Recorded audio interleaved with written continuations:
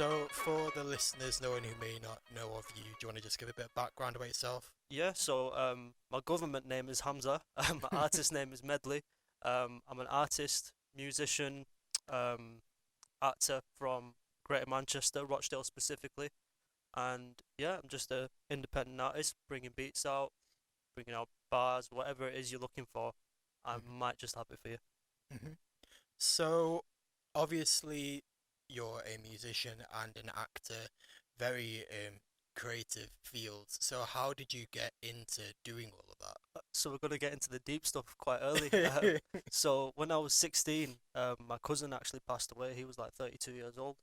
And literally from that moment, I was in college at the time, and for me, I was like, honestly, life is too short to not do what I enjoy. I mean, even in high school as well, I used to like breakdance and stuff, so I was always in that creative aspect, in that creative field to an extent. But I think that push was from my cousin passing away, and yeah, I started.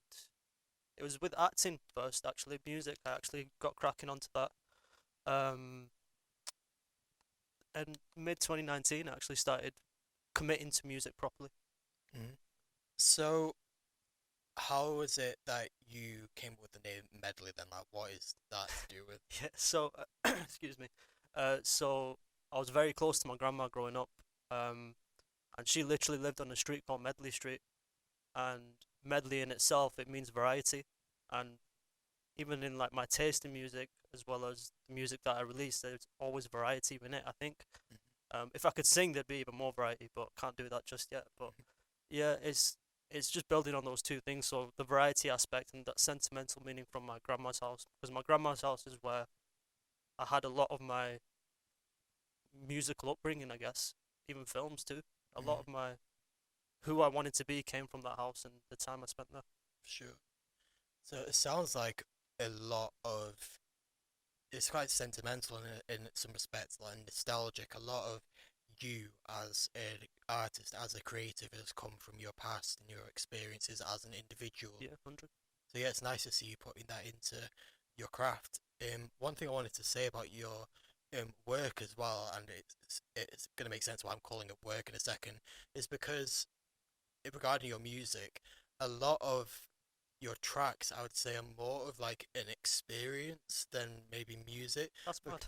no, no, That's a because good thing. That's a good yeah, thing. yeah, because like obviously it's not maybe what you'd expect. Like I think when you go on Spotify, or whatever, you're expecting to hear songs, Mm, whereas the stuff that you're putting out, it's almost like a cross between spoken word and literal soundscape, like what you've just called that track. wow. And it's interesting to kind of like hear that because like you're not really expecting to hear that, but it's something that keeps on throughout your tracks. And I think also one thing I really like is that you maintain that Manchester accent, which that's one what's it called qualm that I have is when like artists just ditch their accent in favor of stuff. I'm like, please I mean, keep like, I it. can talk in a Scottish accent if you want me to, like, rap like that, Oh, but here come the acting yeah. skills. No, but thank you, man. But I've never heard that, like, my music being an experience. And when you frame it like that, there are some songs that fall within that category for sure. But it's actually very nice to just hear a different perspective because a lot of my work, it's literally just me hearing it about 90% of the time. I don't really get that much feedback and stuff, but yeah, it's just thank you. I appreciate that a lot. No, no worries. So, like, what is the actual process that you go behind when making this music, and how, both in terms of the mental process, but also the physical process of, like, what software do you use and that sort of thing? So the physical process, I use Logic Pro X. That's what Still I in that use. Scottish Oh accent. yeah, I know, can't get it off. Logic Pro X is what I use to produce. And when I first started in about end of 2019, mid 2019, um, I had the bars. I was writing. I've always been like a writer, but I couldn't make beats. I was like finding beats on YouTube and like, oh, I like this beat. Let's make a song to it. And then it got to a point where it was like I like I like some of these instrumentals, yeah, but I want an instrumental that comes from me that I can relate to. Do you know what I mean? And when lockdown hit, that was my opportunity just to learn the craft, learn to produce, and YouTube was my best friend. I was just learning as much as I can, still learning quite a lot too. Mhm. And Yeah, so the way the process normally works, um, it's quite a basic process. Sometimes I'll just be messing about on Logic, and it's just the beat. If the beat resonates with me, then I can start writing. Like every beat that I've written to every song that I've released, um, there's always like imagery that comes into my head whenever I have the beat, and then I just write from there. So Petition, for example, um, it's quite, you can hear the South Asian influence in it, but it's quite a dark beat. It's quite, Hmm. I can't think of the right word, but it's emotive and dark. Like Yeah, that's ominous. ominous. Yeah, Yeah. that's a very good word for it. And from there, like I could have talked about anything, but the thing that made me think about was the petition and everything that was experienced throughout it. Hmm. No, that's really cool. I don't think you maybe. Well, I wouldn't. Oh, I just think in today's mainstream music scene, which I know you wanted to maybe delve into a bit, you don't necessarily see that much. Um, well, a lot. I say a lot goes into music, but not necessarily people opening up their entire selves and pouring it into it, which is sounds like what you are doing essentially. Yeah, to an extent, I guess with that, I think that just comes from like my time as an actor because you've got to not only know yourself but just be open to what's around you and the influences and context. You've got to be open to everything, and I think me within my character, I'm a sensitive person. Like not sensitive in the sense that I'm emotional all the time, but sensitive in the respect that I'm receptive to what goes on around me, and I'm an overthinker. I think way too much, and I think sometimes that's a bit obvious in the music. Yeah, but no, but I think overthinking sometimes can be good when it comes to art because I, you'd rather have more like that you can put into something than like 100%. be stuck and not be able to put that much into it. Also, obviously that track partition, um, for those of the listeners that don't know, although I don't know how many people listening to the show wouldn't know, partition is obviously referring to the division of colonial India into India and what is now Pakistan Yep. or Pakistan and Bangladesh. So when you were writing that, what you obviously talked a bit about your general inspiration, but was there is that part of your particular family heritage history? Yeah, yeah. So, my grandmother, I only know my mum's side, in terms of her parents and stuff, but um, when my grandmother was alive, she would tell me as the dementia came, she'd have like little flashbacks, I guess. But I remember one time she told me there's a line in the song that is literally from her experience where she had to run over bodies to get onto the train. Do you know Mm-hmm. what I mean? And I think one thing, just taking a little detour in the conversation is, I think within our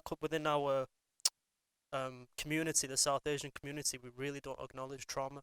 We don't acknowledge how that trauma from our grandparents can affect their children, our parents, uncles, aunties, etc. And that bleeds onto us. Generational trauma is a real thing, man. Mm-hmm. And unfortunately, it only took me the past few years to actually realize the effects of that, of something that happened Mm-hmm. so many years ago. Do you know what I mean?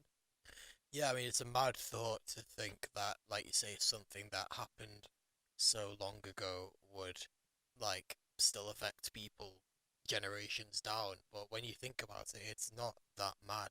Like, I think the past few years, even, obviously, it's nothing on the same level as what happened during partition, or I know people obviously talk about generational trauma in regards to the slave trade as well. Yeah. Obviously, what's been happening in the past 2 years is nothing compared to that. But even something that small, Hmm. well, again, I'm not negating any bad experience anyone's had during COVID, but even something that's that small in when compared to this other stuff, something that small that is then it's gonna be felt for years to come. Like the past 2 years are gonna like affect people in ways that we don't know. 100%, especially if it's not acknowledged and it's not dealt with accordingly. Do you know Hmm. what I mean? For sure. So speaking on the topic of obviously being a South Asian individual, as well as music, you're also an actor. I wanted to know, obviously, being in both of these fields as part of the entertainment industry, what has it been like?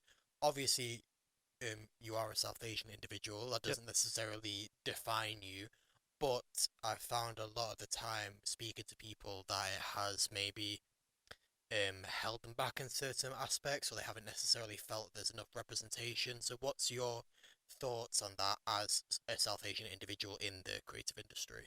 I think on the whole, there's like a lack of consciousness, a lack of understanding about what South Asian is.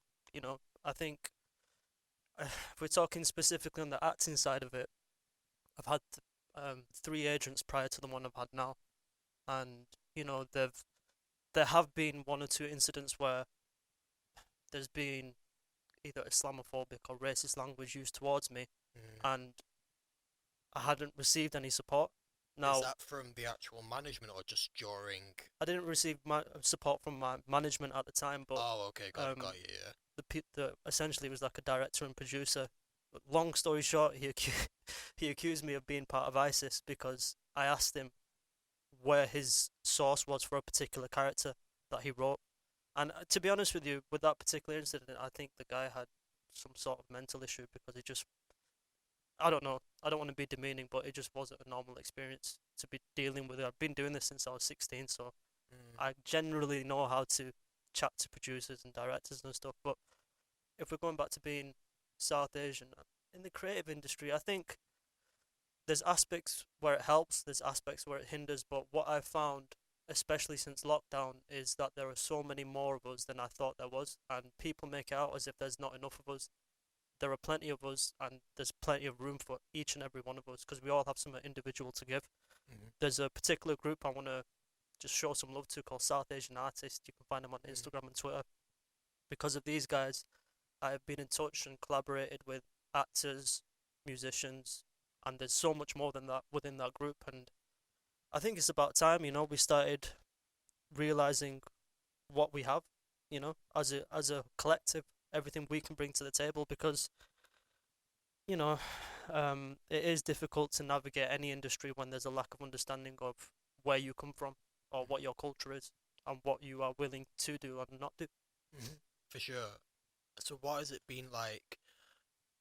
Maybe outside of your South Asian identity, navigating the music industry as an independent artist. Yeah, so like I said, started in 2019, mid 2019, and honestly, up until recently, I don't know if this is the right phrase to use, but I had a bit of a chip on my shoulder. I felt like everyone owed me some, everyone who like gave me some nice words, like listen to my song, listen to my song. But at the end of the day, people got their own lives going on, man. Everyone's got their own thing to do, and whoever vibes off it, whoever gravitates to it, I've just I've taken a bit of a step back in trying to get the attention of people. And funnily enough, once I started doing that, people like yourself been getting in touch, liking my stuff, and Mhm. I think that's just nice. But navigating as an independent artist is difficult, especially when you don't know where to start. So again, Google, YouTube, my best friends. Um, Mhm. at first, I was releasing music on SoundCloud, recording my music on my laptop mic in my cupboard, and obviously that's not going to give you the best audio quality. But there's been a lot of trial and error essentially. Finding a studio, learning how to record, learning how to use the mic, all the equipment. Mhm. Um, what's the word? Promoting, marketing, even just talking to people. You know what I mean? Yeah, it's a lot to do when you haven't got like a whole team doing it Yeah, for you, essentially. 100%. Yeah. Yeah, but yeah, with regards to the whole like chip in your shoulder thing, I completely get where you're coming from, and I think especially in today's industry and today's environment where there's so much online, Yeah, everyone's sharing what they're doing. It's very, and especially the way that these algorithm works as well. It's very hard to maybe feel a bit downhearted when things don't necessarily get the engagement that you want, and it's like, oh, is it me? Is it the algorithm? Is it like what do I do yeah, and wrong? But like, I think you have just gotta have trust in the process essentially and just yeah. I think for me the two main things that I learned was no one owes you anything.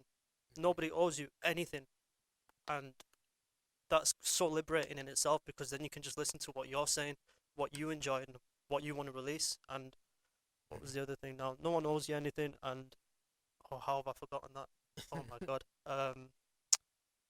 Yeah, it's gone out of my head completely. Yeah, I think that is a point in itself. No one owes you anything. You Yeah, don't have to. Yeah, but speaking about music in general, what are your thoughts? Because obviously, I'd say that the music that you're making doesn't necessarily fit within the realm of mainstream. Mm.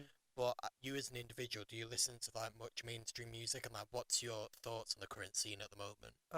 I know drill is insanely popular right now, but there's some that I like.